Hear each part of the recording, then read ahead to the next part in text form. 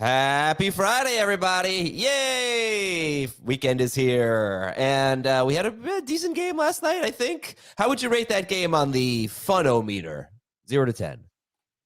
Oh, it's like a solid 6 on the phonometer. Yeah, I'd give it a 7. I mean, it was look, if we're talking about what the expectations were, it was a 15. Like I was expecting, to continue our theme, a turd game. And it was fairly solid. First half was entertaining for the Patriots. Steelers made it close. Welcome back, Zeke. Yeah, I'm surprised you didn't give it a 27, Jamie. Yes, that is how many points Zeke scored last night, more than any game for Ramondre Stevenson, more than any game for most running backs this season. We'll talk about that game shortly. We have 7 games to take a look at today on the docket, and it is Detroit at Chicago, Minnesota at Las Vegas. What else we got? Seattle at San Francisco. Carolina is at New Orleans. Green Bay is at the Giants on Monday night. Tampa Bay is at Atlanta. And actually, the last game we're going to talk about is Philadelphia at Dallas. Because, you probably don't have too many start-sit decisions. Although we'll talk about the running backs in that game, but maybe we'll save the best for last with Philadelphia at Dallas. All right, with that said, here's New England 21 and Pittsburgh 18. And Dave, you can kick it off. What were your big fantasy takeaways from this one? So I've been looking forward to this all morning. Ezekiel Elliott getting 29 touches.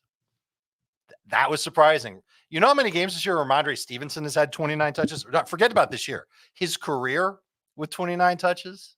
Yeah, 0. He's never done it. So huge opportunity for Zeke. He took advantage. The Steelers were just totally depanced. I feel like a total heel for having Zeke ranked as low as I did. I even texted Jamie as soon as the first drive was over. I was like, great call, man. You nailed that one. Heath nailed that one. Hopefully you guys started him. 2 people who I'm playing against in my in playoff league, in leagues where I need to win to make the playoffs, they both started Zeke. So kind of frustrating unless you started Zeke and then you felt good about it. Only 40% of the people did. And I don't know if he's going to be, someone that we trust fully next week against Kansas City, but it was impressive. Let's just put it that way. The fact that he got that much work, he held up under that much work. And okay, fine. It's not that impressive because his rushing average wasn't that great. His last run really helped him. The Steelers were unimpressive. They were really terrible. Both sides of the ball. Really hard to feel good about anybody moving forward in that offense. And I would imagine that a lot's going to get blown up in Pittsburgh this offseason.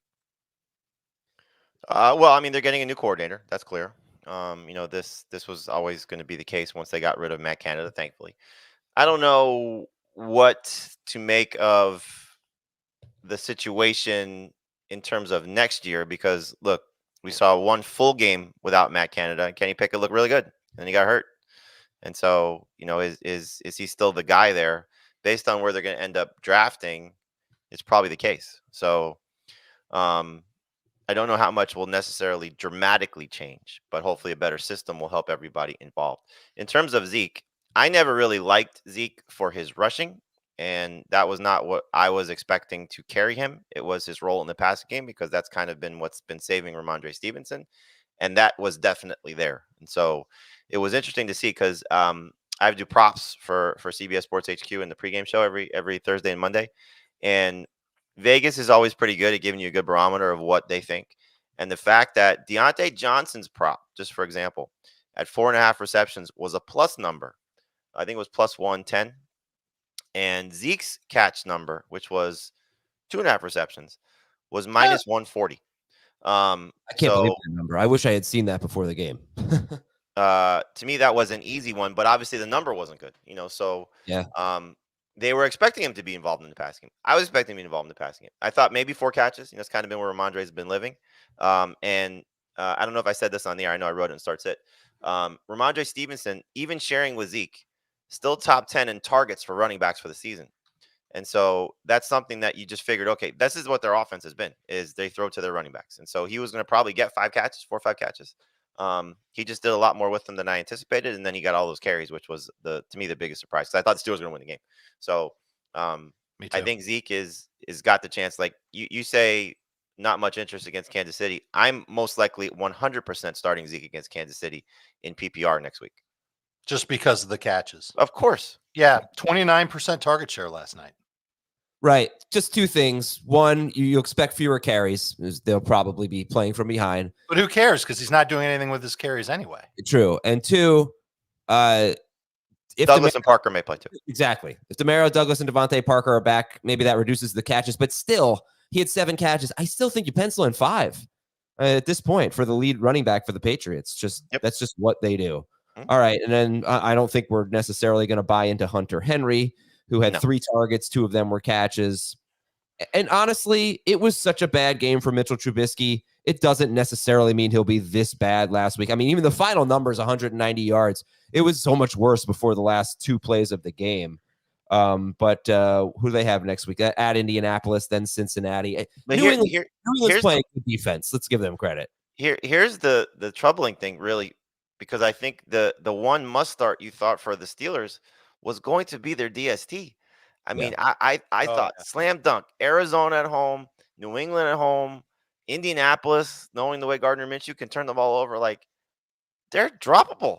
They are absolutely droppable right now. Like they may come out of a big game last week, okay, but who can trust them? At home against New England and Bailey Zappi carves them up for 3 touchdowns? In a half. He did it in a half. And they lost Alex Highsmith very early in the game. So that's one of their best pass rushers. So rough stretch for the Pittsburgh Steelers, still in the playoff hunts, and that will do it for Thursday Night Football. All right, youtube.com/fantasyfootball today. That's your destination this weekend. We've got all of our content there. If you want to watch our podcast, someone said today is the first time he's ever watched live, and he thought I would look like Daniel Tosh. That's nice. He's a nice-looking man. I'll take that. He's probably not just taller than me, probably twice as tall as I am. He looks like he's about almost 12 feet tall. So I'm not Daniel Tosh. But YouTube. Speaking of looks, I saw one of the YouTube comments yesterday before I got on the show with you that said you and Heath look like the Seinfeld episode of when the water pressure didn't work in the shower episode. I don't think that can't be true. I don't have enough hair for that. All right. Anyway, youtube.com/fantasyfootball today. We have a live stream at 11:30 a.m. on Sundays. We'll help you set your lineup. Also, you can watch HQ on the CBS Sports app at 10 a.m. Eastern on Sunday. Okay. News and notes. So we know Zach Wilson and Josh Dobbs are starting. We still don't know who's starting for the Cleveland Browns against Jacksonville. But you're guessing Flacco at this point, right? Did DTR meet with the media? I know Flacco did. I don't know. I'm not in the media, but I know he's been limited. He's progressing, still in the concussion protocol. And Derek Carr, same thing. Maybe it seems like it's a decent chance it's going to be Carr this week, but we don't know. But probably wouldn't change. Well, we'll talk about that game in a minute anyway. It would be amazing. Like he gets smashed up. Seems like he could be out for a long time. And they just do everything in their power to get him back on the field. They just do not want Jameis Winston to play. There's a chance Carr plays and Taysom Hill does not play. Right. That could be fun. And all that I don't know how much fun it would be, but it is Carolina. It could be fun for Alvin Kamara. All that arguing I did with Jamie about Chris Olave never catching touchdowns because of Taysom Hill, etc. We won't necessarily be able to see it play out. Trevor Lawrence is back on the practice field. Don't rule him out yet. We'll see. I mean,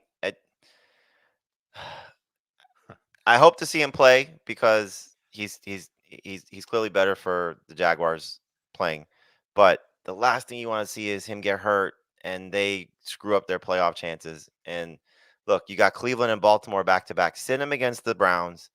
Let him play against Baltimore if he's close to being ready to go. That's a huge game. Not that the Cleveland game is not huge, but you got to win a division at this point. Like, forget about the 1 seed. You got to win a division. And if he has to miss any amount of time, one game you could deal with. If it's 4 or 5, your season's over. And I just think about it from fantasy manager's perspective of how much you want a first round bye, right? And like the perfect scenario is you have Trevor Lawrence or Calvin Ridley or something, and you've already locked in a first round bye. You don't have to worry about the Cleveland game. You don't have to worry about the Baltimore game next week. You come back for Tampa Bay in week 16. That was such a beautiful thing. Yep. Running back news. Aaron Jones was limited in practice, the first practice of the week for the Packers. So that's a good sign for him, but not necessarily a good sign for fantasy managers. I think you probably just want one of them in and not a committee. Dylan and Jones both may be ready for that Giants game on Monday. All right, what do you guys, Jamie, what do you think about this Austin Eckler thing? And Brandon Staley saying that they could shake things up in the backfield a little bit. It's troubling. Obviously they're concerned about Eckler for some reason, aside from the obvious, but maybe it's more than just the on-field production. Maybe they don't see him with the same burst. I think we can all agree that that's the case. I think he said it best yesterday. You said it best yesterday, that we would just at this point let him have the running down work in terms of Kelly, and let's just get Eckler back in the passing game, and significantly back in the passing game, because that's been the frustrating part. I still find it hard to sit Eckler. I haven't adjusted my rankings with that. It feels as if it could be more of a motivating tactic. We need to get him going. So let me talk up the other guy and see if that provides a spark. He crushes the Broncos in his career. So I hope that continues. The Western Colorado product, and yeah, I'm still going to start him, but not a slam dunk top 10 guy. He's been over 3.5 yards per carry in one game since he got hurt in week 1. Right. And he looked really terrible last week a tough matchup against the Patriots, but he should have had more opportunities. I almost wonder if the comments from Staley were an admission that Eckler just really isn't right, which we've been talking about. So, in your rankings, I'm gonna look up them up now. Dave's got him 18th, Jamie 11th, and where do you think he'll end up? 15, around there. Okay, so you're gonna. He might end up like 23rd for me. I might get real nervous. Wow. Yeah. Okay, so Tony Pollard, tough matchup, or Austin Eckler? Pollard makes sense. I'll still go Eckler. Okay. Seattle running back or Eckler? Eckler. I can't do a Seattle running back, especially if they might be splitting a little more evenly than we're used to seeing. If they both play, Eckler. I was trying to think of it, but there's definitely a history of coaches saying stuff like this and not following through on it. Oh, the coaches lie constantly. Pittsburgh it comes to mind. It's always going to be. It's also, we've seen Josh Kelly play. Right. Yeah. It's not like last year where it's like, hey, we got to get Tony Pollard going a little bit. Zeke's struggling. It's not like one of those. When's the last time he averaged more than 3.5 yards per carry? Oh, earlier this season. I mean, he had a 7-carry game against Kansas City. He had 10.7 yards per carry. He had a 49-yard touchdown run in the game. One game since then, but he really doesn't get the ball a lot. I doubt that he becomes the lead running back. He's going to take some of the rushing work away. Maybe they split rushing work, and Eckler plays on obvious passing downs. All right, back to the news and notes here. Plus, we're trying to trust Brandon Staley. Zach Charbonnet and Ken Walker are both questionable. We really don't know who's going to be available for that game at San Francisco. Jonathan Taylor has not been ruled out. It seems unlikely that he's going to play, but maybe a good sign for next week. Don't drop him yet. Jerick McKinnon practiced in full. Isaiah Pacheco, I think he's fine, right? I hope so. I mean, this is one, I in leagues where I had a roster spot to play with, I picked up Clyde Edwards-Helaire just to have him in case. But yeah, today's practice day will be big for Pacheco. Has anybody been picking up Dalvin Cook? Because Breece Hall has been missing practice. Not yet. It's a good call, though. Yeah, I mean, I thought about it. How excited would you be about starting him against Houston, though? Well, is he going to be worse than Breece Hall? I mean, he'd probably step in. Who's excited about Breece Hall? He's still a starter, You could do worse. Breece Hall's been such a bad running back that it makes me feel like I haven't thought about even picking up Dalvin Cook, which is weird. Whenever you see a starting running back missing practice and being legitimately questionable to play, people race to the waiver wire. I haven't seen Cook get picked up. He might be rostered in leagues for all I know. I haven't seen one Cook transaction. But then I thought about Breece Hall's been arguably the worst rusher in football for the last 7 weeks or something. As long as Dalvin Cook can catch 3 or 4 passes, Zeke last night, right. So sure. I think we got to pay attention to it. You asked us last week, maybe, how we're going to view the ACL running backs. Probably poorly. Probably. Yeah, it's just weird. But how much of Breece's year is because of the ACL and how much of it is because of when Adam brought this up, I'll say the same thing. If we went back and looked at all the guys who struggled, how much was it bad offensive line? How much was it bad quarterback? How much was it is everything that Breece Hall's had to deal with? I'm sure there's a few. Of course. But still, it's the raw numbers will be the raw numbers, and he's going to have a down season by what his career number, or what his numbers were last year, clearly, points per game, and what it hopefully will be next year. He's going to be a monster next year if they get the offensive line right. Okay, and that's it for running back. Wide receiver, Still not expecting Amari Cooper at this point. Still, I would say not expecting Christian Watson. He missed the first practice of the week, but they haven't ruled him out. Josh Palmer was limited. No idea there, but not a bad idea to pick up Josh Palmer. Tight end, Dallas Goedert expects to play. Dalton Schultz was limited on Wednesday, so we talked about him yesterday as if he were going to play, but he missed practice on Thursday, so that's when we really have to keep an eye on. Taysom Hill still missing practice with hand-foot issues. But this kind of been the norm for him, though. For Taysom? Yeah, missing practice. All right, we'll keep our fingers crossed there. And Dawson Knox still has a chance to play this week. You guys feel like he will play, Dawson Knox? I think it's the same as Palmer. Like, you just gotta wait it out and see how close to being active they are. We've gotten plenty of these scenarios before where the window gets open and they don't rush the guy back on the field. Right. And if he does play, I'm not sure how badly it's going to hurt Kincaid. I think they might play a lot with both tight ends to try and keep the Chiefs defense off balance a little bit. Certainly they could use Knox as a better blocker, or an extra blocker, I should say. Whereas Kincaid is clearly more of a receiver. We also haven't seen these guys healthy in Joe Brady's offense. And really, if it's going to impact somebody significantly, not that he's been a significant contributor, but Khalil Shakir is probably droppable. That's the one. Yeah. Okay. And just a couple of defensive notes for you in IDP leagues. Zach Cunningham for the Eagles. He was limited in practice. He's been a pretty reliable player. And their run defense has suffered without some of their linebackers. So it'd be nice for them to get him back. I know they signed Shaq Leonard. Let's see what else here. Who's Leonard taking off the field, though? Maybe Leonard. I don't know that he's necessarily going to jump. I have no idea. No idea how that's going to play out. Nick Bolton practiced in full for the Chiefs. Linebacker Nick Bolton. He's been out for a while. Drew Tranquil is in the concussion protocol, so he probably won't play, but they could get Nick Bolton back. But safety Brian Cook is not practicing. And I told you a lot about injuries on defense yesterday, so I won't bore you with it today. We'll do one question for each game when we come back from this quick break on Fantasy Football Today. We're back. Okay. Detroit at Chicago. One question for each game. Here we go. Bounce back game for Jahmyr Gibbs. To what level? 15 or more PPR fantasy points. That's a nice game. He's got the upside for it. I don't know. I'll take slightly under. Slightly under. Okay. That's the safe play.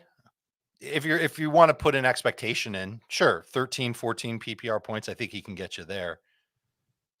I think the Bears 6 catches last game against them. Yeah, he had a huge game. They both scored over 17 points. He and Montgomery against the Bears, and the Bears are really bad against pass catching running backs. So that's my hope for Jahmyr Gibbs. You just never know. Minnesota's at Las Vegas.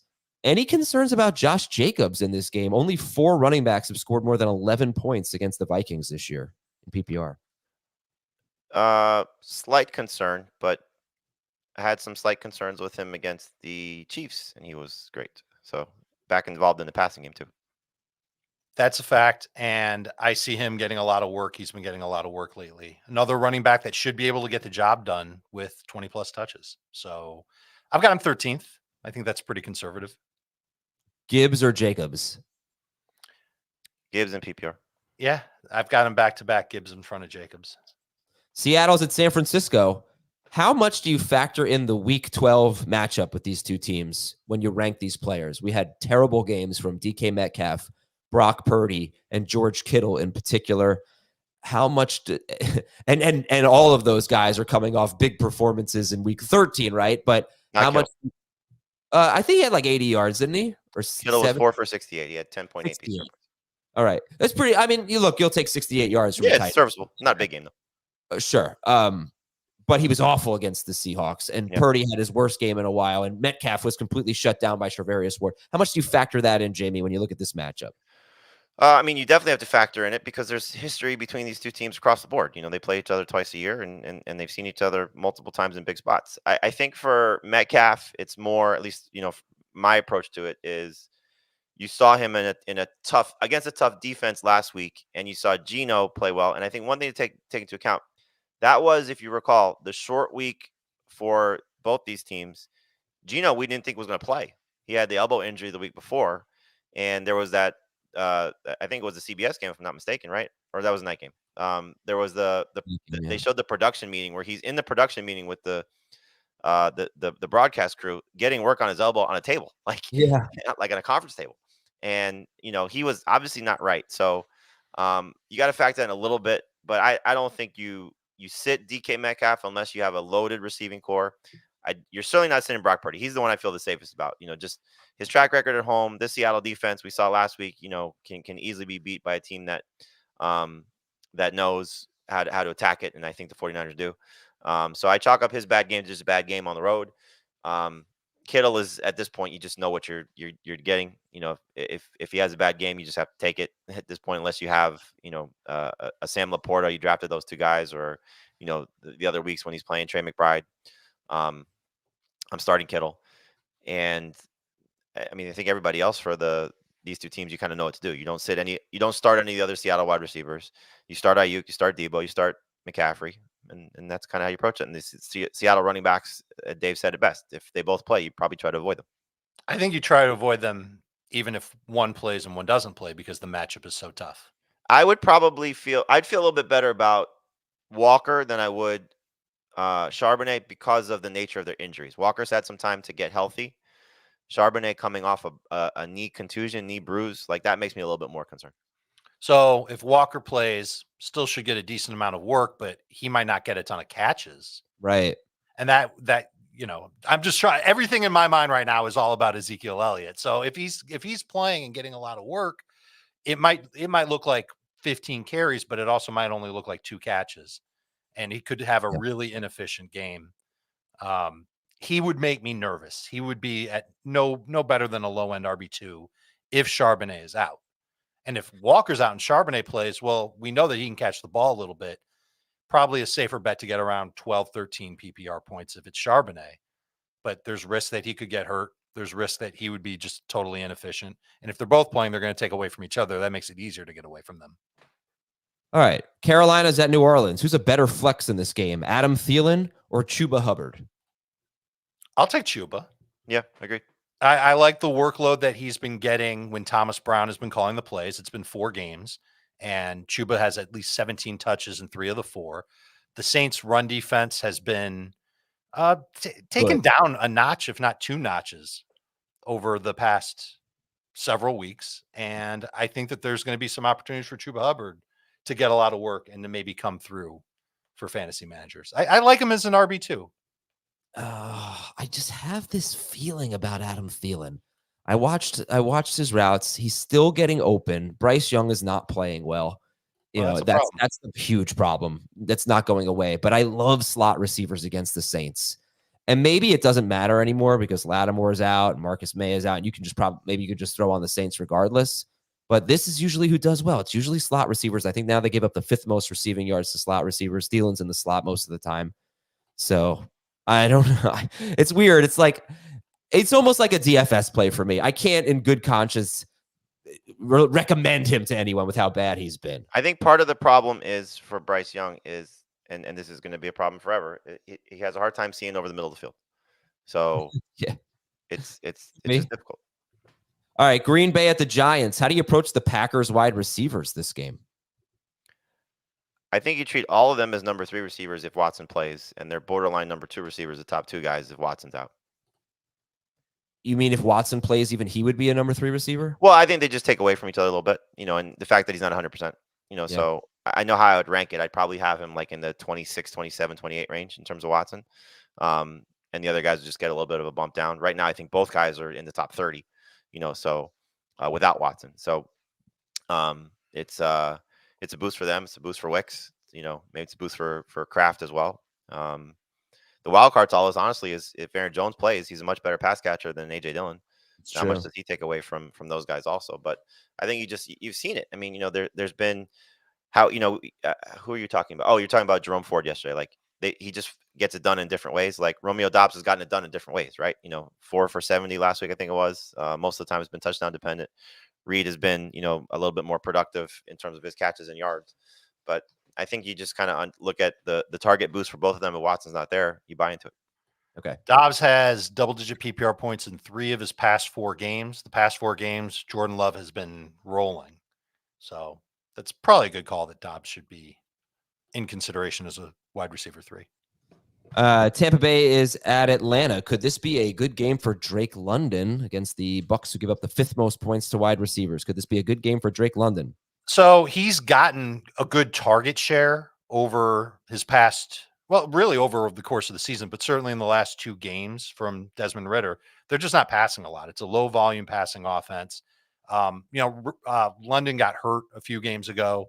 He came back. He looks fine. Last week, I think it was the matchup. He couldn't separate from the Jets corners. We know how bad the Bucs corners are. I have London ranked pretty low. I think I've got to move him up a little bit. I think he's got a shot to get close to like 13, 14 PPR points. Let me ask you this. Would you take 18 PPR points from him? Of course. Yeah. 13? Yes, I would take 13 from 21? London. 21, I would take from London. 14? Yes. He has scored all those in each of his last home games. He has had one bad home game this season, which was week 1 against Who Carolina. did he play against in those games? Good thing that you asked that. He played against Green Bay in week 2. That was the 18 points. Yep. 13 against Houston. 21 against Washington. We know that's an easy one. And then 14 against New Orleans. That was 2 weeks ago. Yep. And that was that. I mean, obviously that was a pretty good game. Favorable, less than favorable matchup, actually. Well, no. Was Lattimore playing? He didn't play. So that I was believe he probably did not play in that game. But all these are very similar matchups, in my opinion. To what Agreed. Tampa Bay is. Yep. So, Jamel yeah, Dean's London not gonna to be me is back, a it looks starter. I don't have him in my top 24, but that might change by the time we get to Sunday. All right, last game, Philadelphia at Dallas. We can spend more time on this one since it is our last game scheduled for to discuss. Are we actually avoiding the running backs in this game, Tony Pollard and DeAndre Swift? Not avoiding Pollard. You just have to have a stacked team to bench him. But yes, I would avoid Swift. Both outside of my top 15. I'd start Mixon over them. I'd start either Lions or Dolphins running back ahead of them. Zach Moss ahead of them. That's the range. Interesting. Mixon, huh? Yep. All right. So Dallas has held Barkley twice, the Jets running backs, the Rams running backs, Eckler, Swift, the Carolina running backs, the Washington running backs, all of them to 10.2 or fewer PPR fantasy points. Even McCaffrey had a bad game running the ball. 16 points for McCaffrey. I mean, that's a terrible game for him. Dave, who are you more nervous about, Pollard or Swift? Swift, for sure. Because at least we've seen Pollard get some work. That's the game of the week. The Eagles at the Cowboys. It's a Sunday night game of the week. And the Eagles and the Cowboys. Hey, why are you so mad, Dave? Why you mad, bro? Dave's so mad. What? I'm You're sorry mad. I had you muted. You're mad. Why are you mad? Because I'm just not feeling it. Oh, come on. All right, fine. Let's beat the waiver wire. I did not prepare for this segment. We started 10 minutes early today, and I lost my 10 minutes for beat the waiver wire. No teams on bye. I keep saying this, but I am looking at Zay Jones and Parker Washington because people don't think Lawrence is going to play this week, so they're not that interested, but that's fine. We'll beat the waiver wire. We'll get him for next week or the week after that, which might be, something worth doing. Anything else that jumps out at you? Obviously, you want to get your handcuff at this point. I'll look for some DSTs. I mean, look, it's not a bad idea to take a flyer on any of the Cardinals wide receivers who are available to different degrees. Marquise Brown might have been dropped. Hopefully he can get healthy and finish the season strong, schedule favorable. Michael Wilson, if he comes back, in deeper leagues, he might have something to offer. And then if he's out, we've seen Greg Dortch certainly pick up his play of late. So deeper formats, I think you could take a chance. Marquise Brown, a little bit shallower formats. Curtis Samuel may still be out there in some leagues, with Washington and the way he's played. He's certainly had 2 good games back to back, and Sam Howell is going to throw a lot. Antonio Gibson for sure. Did you say him? No. I mean, No, Brian Robinson might be out. Who knows with the hamstring injury? So Gibson was 66% rostered going into Tuesday. That might have dropped because people needing to make some roster moves. Okay. And a couple of DSTs that are actually widely rostered, but just take a look. The Saints are 77% rostered. Not only do they get Carolina this week, they have the Giants next week. The Chiefs are 88% rostered, but they're playing the Bills, so they might get dropped. Their next three games are Patriots, Raiders, Bengals. If the Chiefs can just get going again, they've been struggling lately. I thought their DST would be kind of a league winner after they got through this kind of tough stretch, but they got the Patriots next week. Those Chiefs. Did you say Curtis Samuel? Yes. Okay. Okay. I think I'm good there.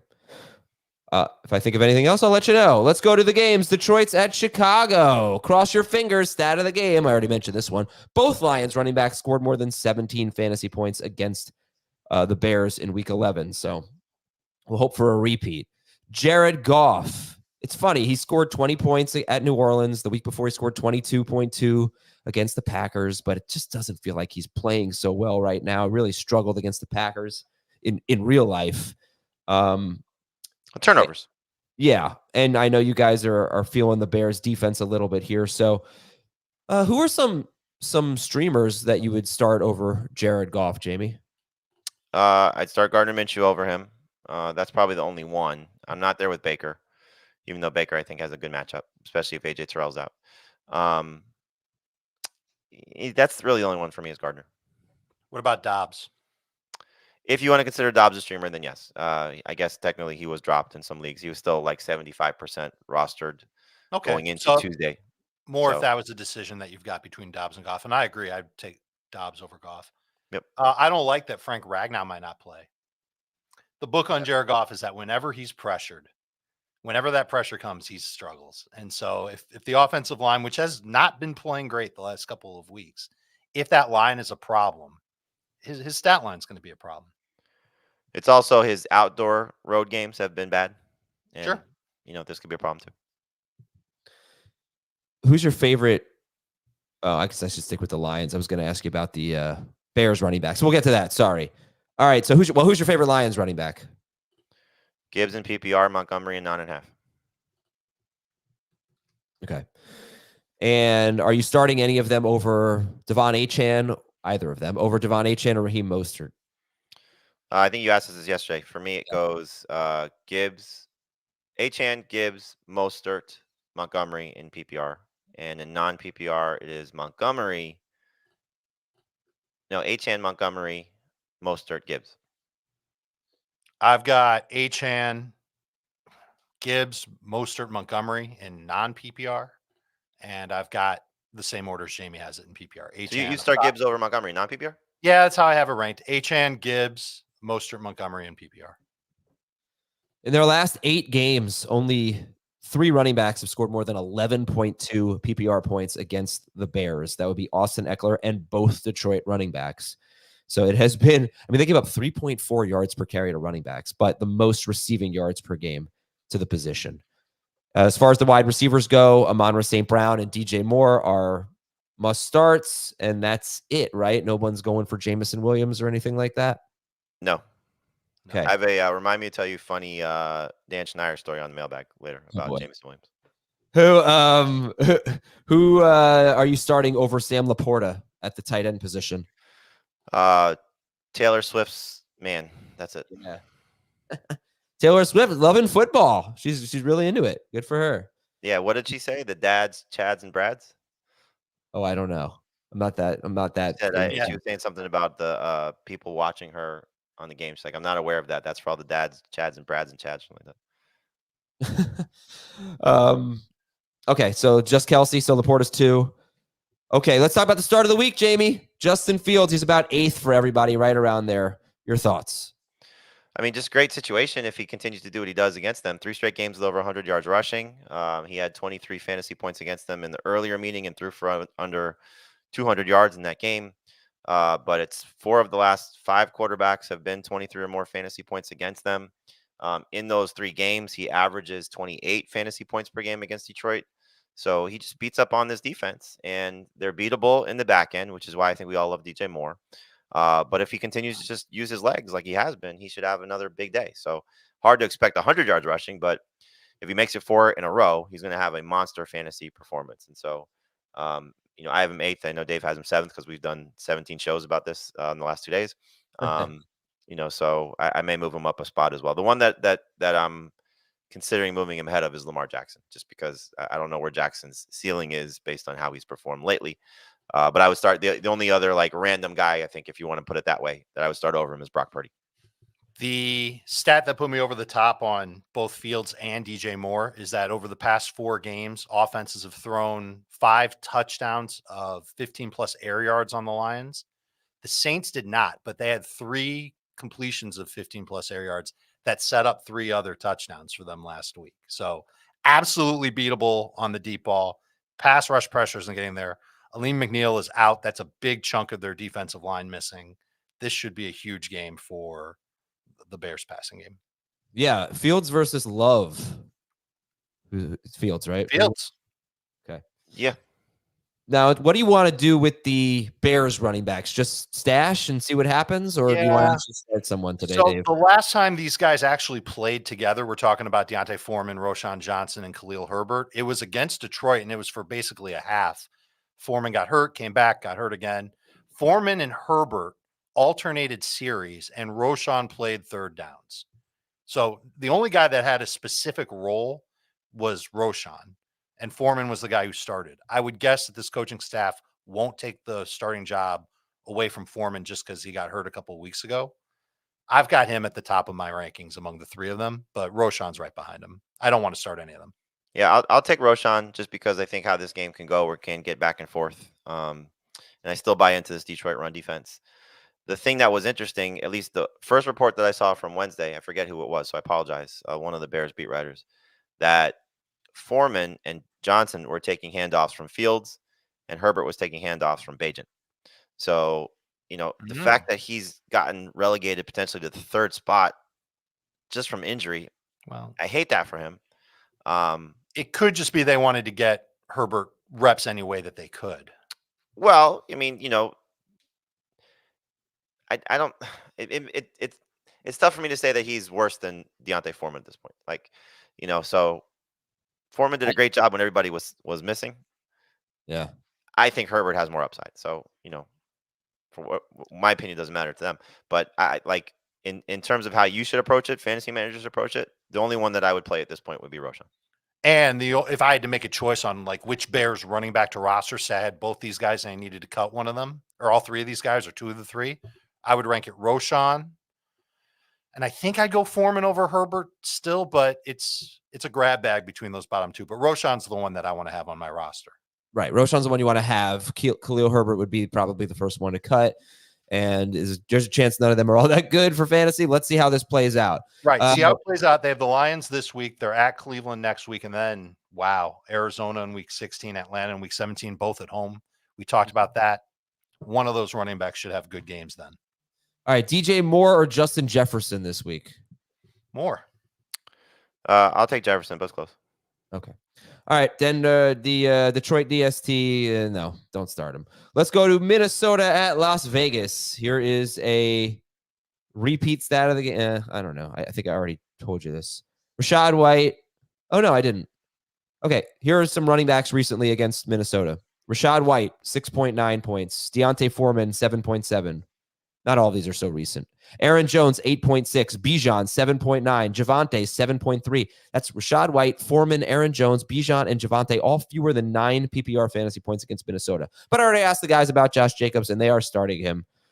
So you can too. I mean, again, unless you have Achane, Kyron Williams, Pacheco, like there are ways to get away from Jacobs, but you got to be in, kind of a great spot. PPR, right, Jacobs or Mixon? Jacobs. I'll say Mixon. Okay. I mean, just keep in mind what Mixon did was against the team that has the worst defense against pass catching running backs. Yeah. He still gets targets, and he's going to continue to get targets. It's been spotty, though. I'm with you, Dave, but it's been spotty. Like, the week before against Pittsburgh, it was terrible. He had 2 catches. So just keep and Zeke just had 7. So just put everything in perspective here about how these teams use their backfield. Jake Browning did not throw the ball to Mixon 2 games ago, and then against the team that allows every running back to catch passes, he had a huge game. It's All almost right. like the Fryerwood thing that we talked about against the Bengals. Right, exactly. Josh Dobbs. It's funny, to think about where Josh Dobbs was in the rankings a few weeks ago, going into that Denver game, and then even the week after that against Chicago, and now he gets Justin Jefferson back, and he's a low end starter. Yeah, you guys, Heath, I think is the lowest. I think Heath has him 15th. So I have one fear, and it's he has a bad turnover, and Kevin O'Connell's like, can't do it. Done. Yeah. Well, I said this to Dave last night. Here are the only 3 quarterbacks that are averaging more yards per attempt. No, fewer yards per attempt than Josh Dobbs this year are Bryce Young, Zach Wilson, and Mac Jones. Okay, pause on that. I will look up what his yards per attempt is with the Vikings, because I don't want to count things that he did in Arizona against him. And even with the Vikings, you're right. He didn't have Jefferson. So that to me is as meaningless as anything we've ever said. I don't know if it's meaningless. I don't know. I've said a lot of meaningless stuff. It puts things in perspective a little bit. And yeah, don't give me a little credit. I say more meaningless. I roll out of bed and say meaningless things. All right. Anyway, we know he has a lot of big game potential. He's had huge games against the 49ers and the Ravens this year and the Saints. And they're, okay. So Josh Dobbs or Jordan Love? Love. I think I have Dobbs higher. No, I don't. I have Love higher. Love. Jamie's a little optimistic about Madison. He's got him just inside the top 24. He talked about that yesterday. Dave, you're not as optimistic about Alexander Madison. No, I don't. The matchup's fine. I just don't know if I can trust him to get a lot of fantasy points because he hasn't really done that a ton this year. Is he going to score first rushing touchdown of the year? Yes. Dobbs, you were right, Adam. 6.5 yards per attempt with the Vikings, which is not as bad as his season average, but it's not good. Not great. Minnesota wide receivers, Justin Jefferson. Completing 2/3 of his passes. I'm sorry to cut you off, but completing 2/3 of his passes. Not a huge ADOT. He takes safe throws. He throws to his tight ends. We've already seen it with Hawkinson and with Oliver. He's not going to necessarily be the most aggressive quarterback, but then again, now he's playing with arguably the best receiver in football. Right. So let's see how he does. And he runs. That's a nice floor to have. Oh, I'm not talking about that. I'm just talking about his passing. Where are you guys ranking Justin Jefferson? Top 10. I don't know, 7, 8, somewhere in that range. I've got him 7. Okay. Where are you ranking Jordan Addison? Because for me, he's Yeah, I've got him 32nd, and there's some players behind him that I think I'm going to move in front of him. Where is that gross? It's just he hasn't really been that good with Dobbs. Dobbs is throwing to Hawkinson so much, and now you got Jefferson in there. I think, the argument is that maybe he could get better with Jefferson like he was earlier in the year, but I think that's more of a Cousins thing. It could be. Certainly the quality of target isn't going to be as good with Dobbs, but he'll be in single coverage way more often. It's going to force the Raiders to play just like tons of zone, hope to not give up the big play. Cousins averaged 83 more yards per game and 1 more touchdown per game than Dobbs. I will be curious to see if they go back to throwing the ball like 1 million times a game now that they have Jefferson back. But we are trying to avoid Addison. We are going to sit Hawkinson. We are going to start Hawkinson. We're going to start Hawkinson. Wait a second. So you're going Laporta over Hawkinson? Yes. Yes. Okay. We're still going to start Hawkinson. Hawkinson or Kittle? Hawkinson. Okay. Hawkinson's 3. We're going to sit Aiden O'Connell. Josh Jacobs, we've already talked about. He's a high-end number 2 running back. We'll see. I mean, I hope he gets that. I hope he keeps that passing game roll. If he doesn't, because it was the first 2 games, he got like no targets from O'Connell. Then the first 2 games after they benched Garoppolo. If he doesn't get that passing roll back, then there's going to be a little bit of a panic. Oh no, it was the first 3 games. It was the first 3 games. So he had a good game against the Giants and a good game against the Jets, but he had 2 catches in those games. And then he was horrible at Miami when they were trailing, and he only had 1 catch.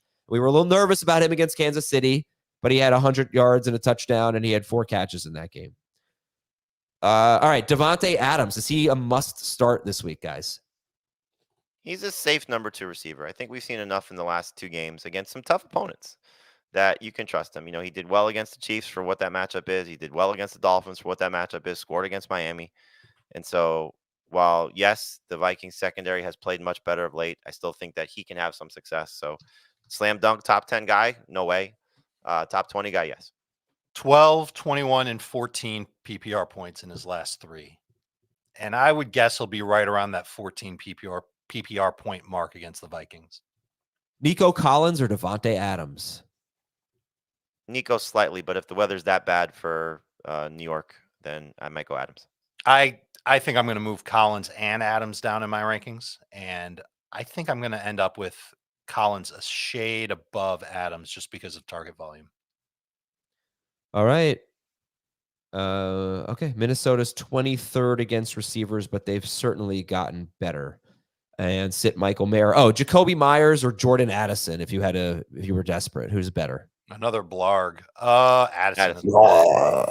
I'm sorry. Dave said Addison. Jamie, you said? Addison. All right. And guess Minnesota's Jamie has to go. Out of here. So got to go by.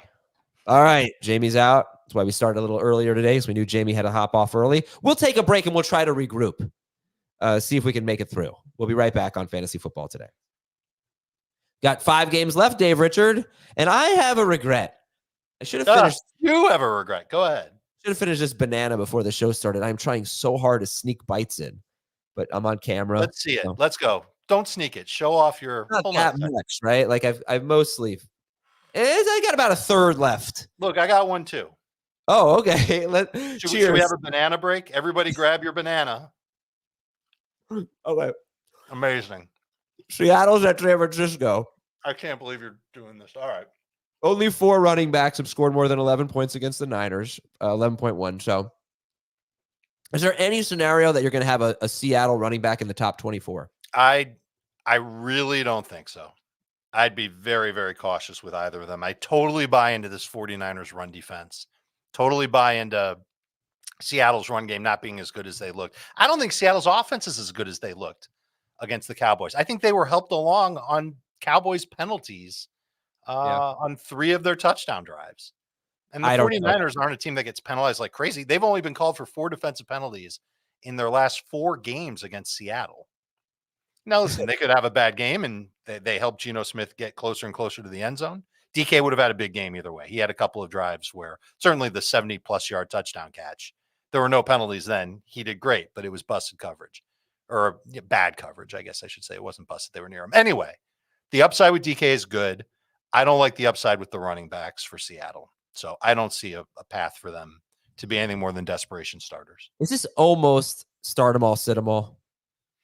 Sure, because you're going to start DK, hoping that he can have another big game. He had a big game against the 49ers in the playoffs last year. He did. But JSN, low ceiling in PPR, maybe he gets you 11 or 12. Maybe he's got a little bit more upside to do better than that because we've seen him come close to having a big game. Lockett's the one that it's hard to have confidence in him given how the targets are being distributed and how his numbers have been. And Geno's going to be under some crazy pressure, and it's really hard to trust him. He did. He played so well last week. And one of the things he did last week was he got the ball out of his hands quickly. And that they feel like they found a little bit of a rhythm on offense. But I'll say this. There are 2 quarterbacks this week, Dave, that I can't start because they have terrible matchups. But I'm encouraged by what they've done super recently. Dave's back for the banana. I'll filibuster a little. And no, I'm ready. I'm ready. I'm curious to see what they do to see if we'll have confidence in them going forward if the matchups are better, and they certainly will be for Geno. Geno is one of them. Matthew Stafford is another.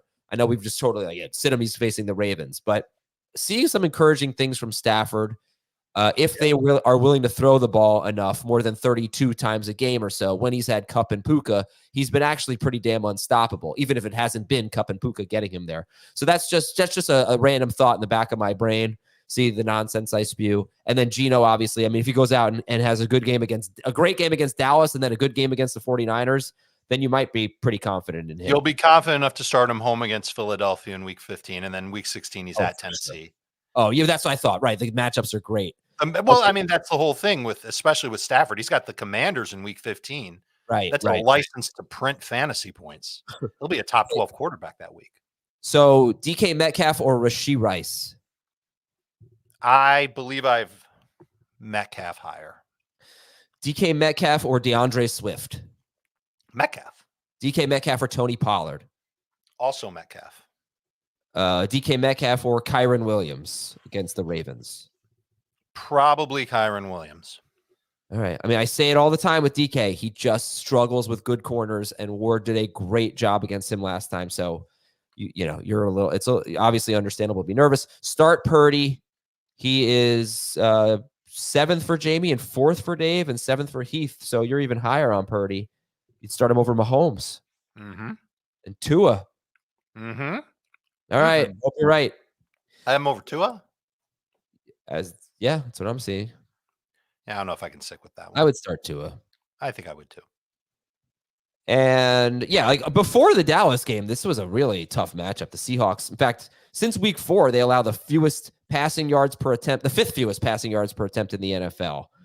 And only 2 quarterbacks in that stretch have scored more than 17 points, Dak and Howell. Start McCaffrey, Ayuk or Debo. Who do you like better? Debo. Do you like them both? I like them both a lot. I like that Debo's healthy and he's starting to look a lot like the guy that we saw a couple of years back. Okay. Seattle, by the way, sees the 6th most pass attempts per game in the NFL. So that's good. I don't think you won't see that from the Niners, but maybe you'll see like 32. That'd be good. And George Kittle. Who are you starting over George Kittle? We got Kelsey, Laporta, Kincaid, and Jake Ferguson. Oh, wow. You're going to stick with Kincaid if Knox plays over Kittle? Yes. Yeah, but I'll move Kincaid down a peg, and Ferguson will be ahead of Kincaid. Okay. But I got a tough time with Evan Ingram, Cole Kmet, Goddard. And yeah, there's a lot of tight ends that have kind of looked grosser lately. Or they've got a tough matchup this week in the case of Evan Ingram. Time out.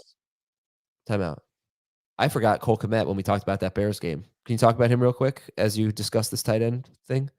You have to say time in. Time in. All right. Cole Kmet, it really comes down to, can the Bears run the ball? If they can't, then Kmet's got a chance to have some good numbers, maybe some great numbers. You're taking a chance with him no matter what you do. The last time he took on Detroit, it was 3 catches for 20 yards. 2 games prior to that, he had 2 touchdowns against New Orleans. It was with a different quarterback. We haven't last week in PPR, or his last game in PPR, this is against Minnesota, 11.3 PPR points, but it was because he had a lot of catches. I still feel like he's touchdown dependent. And I think the only way you really see him get a lot of work is if the run game just cannot get going. Their running back is healthy. Their running back group is healthy right now in Chicago. Kmet or Goddard from the chat? I have Kmet 1 spot ahead of Goddard, but a lot of it has to do with the fact that Goddard's just now coming back. Andrew wants to know Devontae Adams, DK Metcalf, Nico Collins, pick 2. DK and Nico, right? Nico. Oh, wait, you're going DK over Adams? Yeah, I think he's just got the higher upside play. Okay. All right, I'm going to move past this game here, and let's go to Carolina at New Orleans. Stat of the game. According to NOLAactivities.com, poker and craps originated in New Orleans. Dave, if you had to play one of them, what would it be? I had to play only one, probably poker. Yeah, you're a poker guy. I always get excited to play craps, and then 10 minutes into playing craps, I want to leave and do something else. Well, that's because you lost all your money. Craps will do that. Honestly, like I'll lose like a little bit, but I'm just like done. Like I get a roll in, and I'm like, all right, I've had enough. I'm gonna go do something else. All right. Sit Bryce Young. Chuba Hubbard is number 2, number 3. You feel about Chuba Hubbard kind of the way Jamie feels about Alexander Madison, inside the top 24 barely, whereas Jamie is like 27th on Chuba. Heath is 28th. It's kind of like how you and Heath are on Madison. Anyway, look, let's be real. He's not that good. He's got a long of 21 yards on 143 carries. He's averaging 3.9 yards per carry, which I think is better than Travis Etienne. The Saints work. That might be the theme. That might be the end of year theme for running backs. If you get work, you should be in fantasy lineups. He does get work. It's 2 games in a row with 19 or more touches. Okay. I'll give you one more thing. Yeah. If it's a banged up Derek Carr starting for the Saints, or even if it's Jameis, to be honest, and there's no Taysom Hill, I feel like that Saints offense could sputter a little bit and keep Carolina in the game which keeps Chuba's touches in the game. Because Chuba's touches are going to go away if the Panthers are getting blown out. So you'd start him over a Seattle running back. Oh boy, I could I really start Chuba Hubbard over Ken Walker? That'd be something. Walker coming back against San Francisco, especially if there's Zach Charbonnet there. To me, that's an easy decision. I have him over Swift. I have him over Ford. I have him over Javonte Williams. And you like him better than Adam Thielen. So you do not like Adam Thielen this week. And we'll go to the Saints. All right. So we know the thing about the Saints. What's that? Did you just call them the Saints? I don't think so. I thought I heard a T in there. No, I said the Spaints. Oh, let's go to the Spaints. Is there a scenario where you're starting Carr or Winston? We know the deal here with Carolina. Every week they surprise us. They do well against the passing game. They do terribly against the running game. So weather pending, Flacco is ahead of Jameis Winston for me. And even if the weather's bad, I would still start Russ, Minshew, Goff, Dobbs, all of them ahead of Jameis. And that's if Jameis plays. And if it's Carr, it's the same exact thing. Not a lot of confidence. Kamara is what, like 2 for you this week? Yeah, absolute must play. Duh. Start Kamara, the dream matchup. Especially if there's no Taysom Hill. Oh my God. Oh, forget it. Any hesitation with Chris Olave against the Panthers, who are 6th best against wide receivers? I've got him ranked outside of the top 12. I like plenty of receivers this week. That's the position that's just super deep. And whether it's Winston, who's off target sometimes, or a banged up Carr, it's hard to look at Olave and say that guy can finish as like a top 5 type of receiver. But you're not sitting Chris Olave unless you're totally loaded at wide receiver. Like, give me an example. DJ Moore. You got DJ. I'm trying to look and find. Okay, so not a lot of people drafted Mike Evans with a top 50 pick. And maybe you've been getting by with him and you lost Justin Jefferson and now he's coming back. You could see a way to start those 2 guys in full PPR over Olave. Okay. Jalen Waddle or Chris Olave? Olave. I finished my banana. I beat you. I ate mine faster. Waddle doesn't have a game with 15 PPR points when Achan's on the field. Let's talk about the Saints tight ends. Okay. Is there any scenario if Taysom Hill is out, are you starting Juwan Johnson? You'd have to be desperate. He'd be at best a low-end starter. Okay. I'm not even sure if I would start him over Isaiah Likely. It might come down to the weather in Baltimore. If it's pouring rain, can't see, winds are crazy, sure, Juwan Johnson then. But Njoku, Everett, Kmet, I'm starting those guys over Juwan Johnson. We've got the Saints DST. They are 6th for Jamie, 9th for Dave, 6th for Heath. Green Bay is at the Giants. Stat of the game. Yeah, I don't know if this one, the Giants have allowed more than 20 PPR fantasy points to a running back in 4 of their last 5 games. Breece Hall, Josh Jacobs, Brian Robinson, and Ramondre Stevenson. Also in that stretch, Tony Pollard struggled, but Rico Dowdle scored 13.9 PPR fantasy points. So, I mean, they've just been such a good matchup for running backs. I'm so annoyed about this Aaron Jones thing.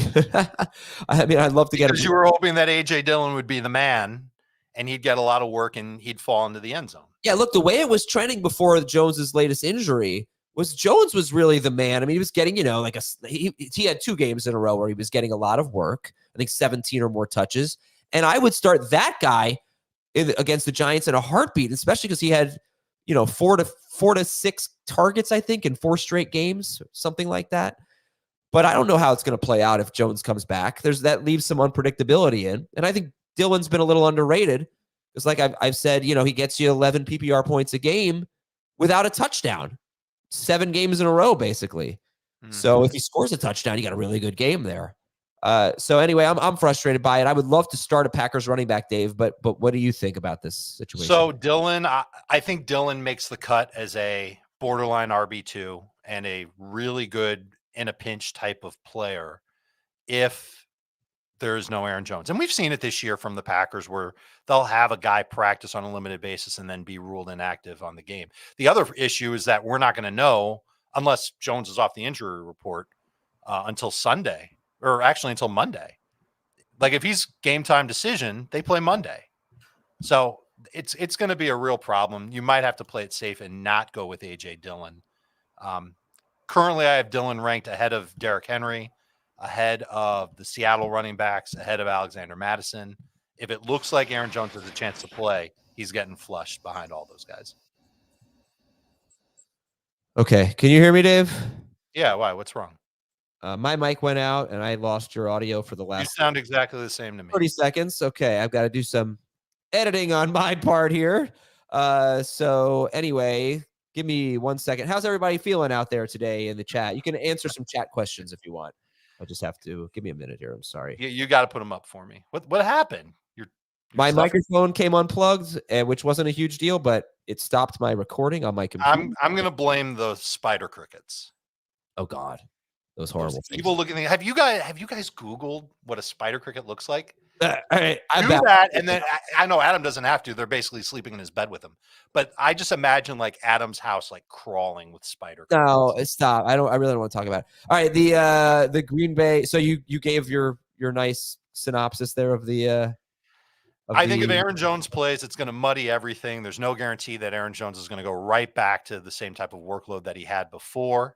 If Jones doesn't play, Dillon is a great replacement RB2 with upside to get you over 15 PPR points, but probably closer to 10. All right, again, it's Jordan Love, starter sit.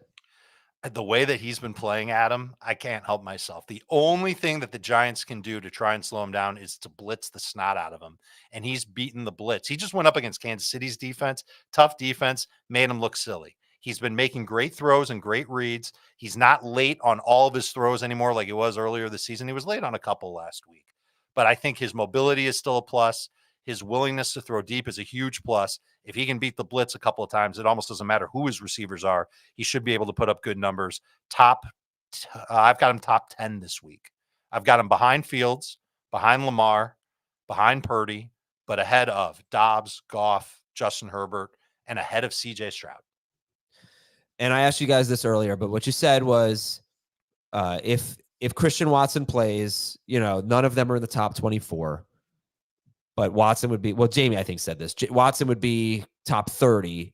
The other guys would be kind of outside the top 30. They'd be number 3 receivers. If Watson does not play, then you're talking about 2 like top 30-ish guys in Reed and Dobbs. Yeah, I think that's fair to say. I would put Watson at the top of the list if he was able to get in 2 practices this week or maybe 1 full practice on Saturday. Again, we're going to have to wait and see what that injury report looks like on Saturday for the Packers, because they don't have to make decisions on their players until Monday night.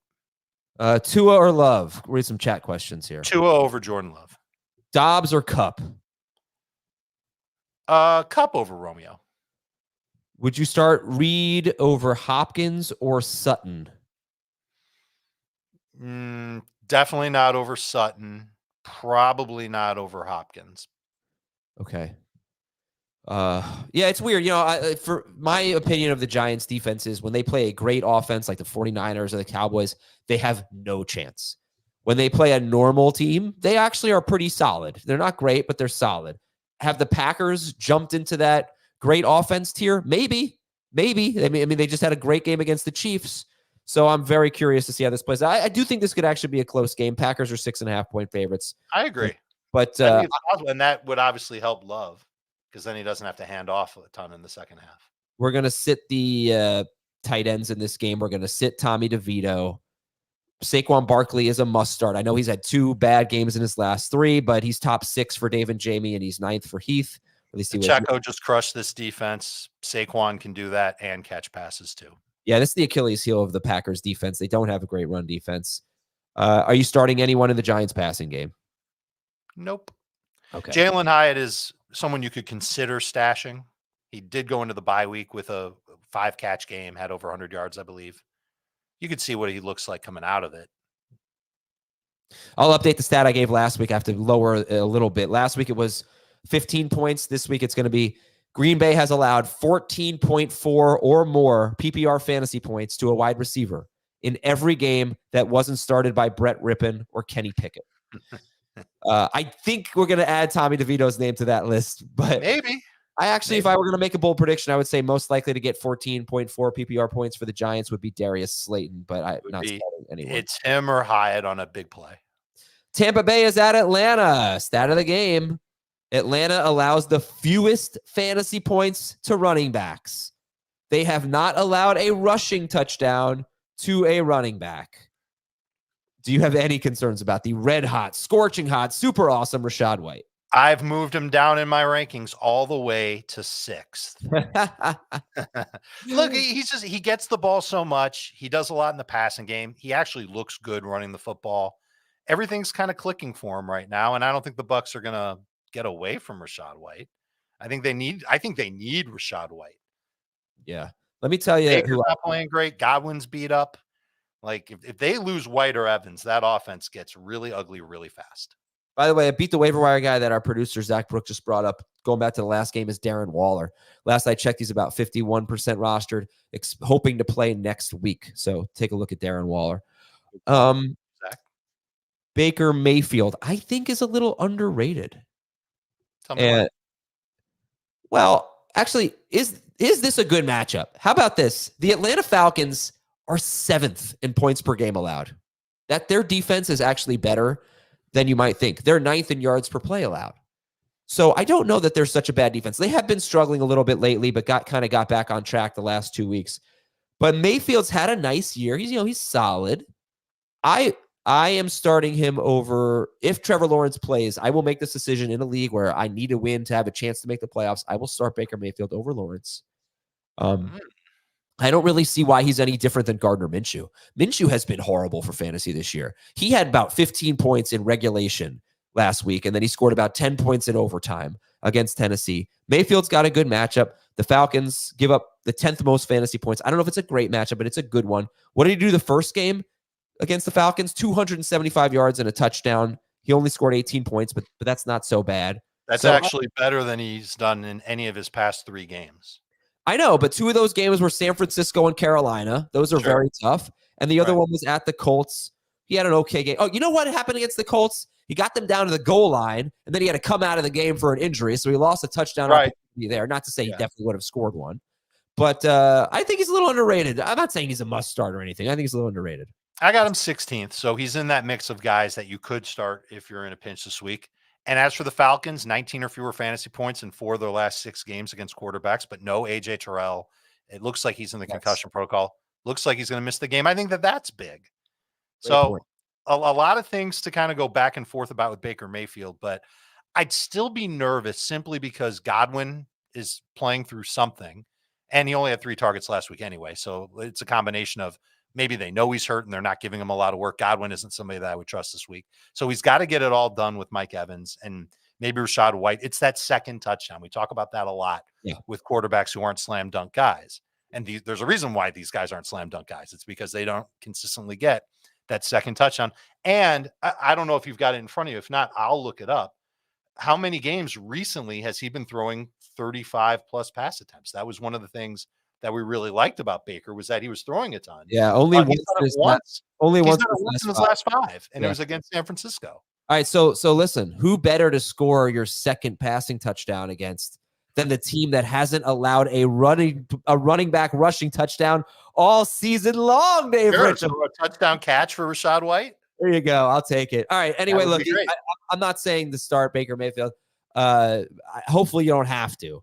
But don't completely turn your back to him. Start Mike Evans. Sit Chris Godwin. Would you start Chris Godwin or a Packers wide receiver? I'd go with almost anybody over Chris Godwin. Cade Otton, 0 targets last week. But before that, he was okay. Any interest in Cade Otton? No, because I don't want to have another donut in my lineup. I should be able to find another tight end. We talked a lot this week about Kylan Granson as a sleeper because he's taking on Cincinnati. That seems to be a good matchup. So I would take the chance on Granson over Otton, who just doesn't have high upside. I believe Jamie and I have a Chig Okonkwo versus Kylan Granson bet. So I'm on the Chig side of that.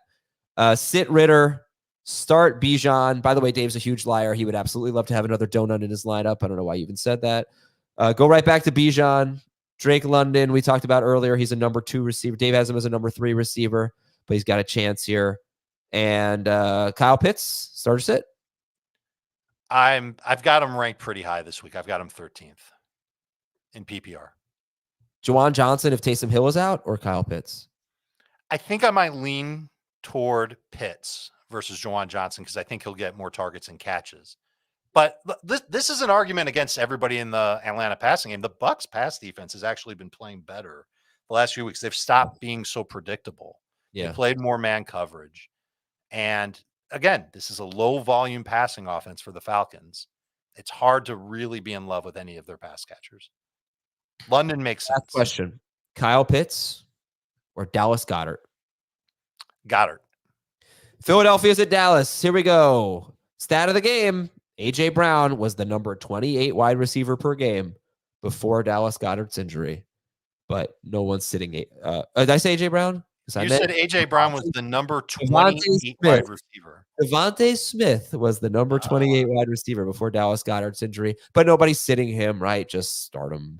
Yeah. I've got him ranked too high. I have him ahead of A.J. Brown, but that was on the assumption that Goedert wasn't going to play. It looks like Goedert's going to play. He will move down. He'll be a high-end number 2 receiver. And I want to remind everybody what happened last year. Dallas Goedert missed 5 or 6 games last year, and Devontae Smith went off. Before that, he was, I don't think, a top 30 wide receiver per game. He went up, and it didn't stop when Goedert came back. Right. So that's the other thing to think about. Right. Let's hopefully get to that point again. All right. Let's make this game simple. Start Hurts, start Dak, start Lamb, start Brown, start Smith. Goddard is a low-end starter. Ferguson better than Goddard. Yeah, he had a huge game against the Eagles, and we're hoping that this is the kind of game where he just gets a lot of targets. Brandon Cooks, I mean, he's been great at home. Sleeper. I saw a funny stat. I think the Eagles see the most end zone targets in the NFL. Passes thrown in the end zone. I feel like he could have one of those. He has been getting a lot of those. And so even though the volume isn't great for him, just the opportunities to score is something that the Cowboys coaching staff has talked about. And I think that opportunity could be there again. But also imagine a world where Dallas can't run the ball and they're in a high-scoring game going back and forth. Cooks, this is what happened in their last game against Philadelphia, and Cooks did nothing. I would take the chance on him again. I've got him ranked as a tippy of the top wide receiver 3. All right, Pollard or Pollard or Puka. Pollard or Garrett Wilson. PPR, it's Garrett Wilson. Non-PPR. All right, just to give people a little bit of hope on Tony Pollard. 5 of the last 6 running backs to face the Eagles have averaged, I want to say 4.3 or more yards per carry, and a number of them have averaged 5 or more yards per carry. They've given up some production lately. They haven't been quite as good. I'm not even going to count McCaffrey. Like, McCaffrey crushes everyone, but James Cook had a nice game. He had 110 total yards. No, he had 100 total yards. Yeah, I don't know. They haven't been quite as good. Being a game where the Cowboys give Pollard 8 carries in the first half, he doesn't do anything with it, and they go, you know what? This is just not going to be a week where we can run the ball. In Dak, we trust. Very possible. I'm hoping we get 4 more catches from Pollard. I think he's probably going to need that. He would need that, and he did have a touchdown taken away the last time he played Philly. Oh, that's right. That's right. You know, they've only played 3 games this year that have been competitive. 3 games that have been decided by single-digit points. And he's been very involved in 2 of those 3 games. And I think, he's been game scripted so many times this year. So I'm hoping that he at least is involved. The one game he wasn't really that involved was that Eagles game, the one close game. What did he have in that game? He had 15 touches, but that's not great. 12 carries and 3 catches. All right. Swift is even lower than Pollard. I am curious. They said they want to get back to running the ball, but the Cowboys' run defense is also really, really good. And that's it for this game. And have a great weekend, everybody. Go enjoy a banana. Big week. Oh, yeah. I'm going to have a bagel for lunch. I'm going to eat well this weekend. Brisket last night. A ton of brisket left over. I had brisket last night. Of course you did. All right, everybody. Hope you enjoy your weekend. We'll talk to you at 11:30 a.m. at youtube.com/fantasyfootball today. Oh, we have the mailbag first. That's on Sunday. We'll see you in the mailbag a little bit later. Bye.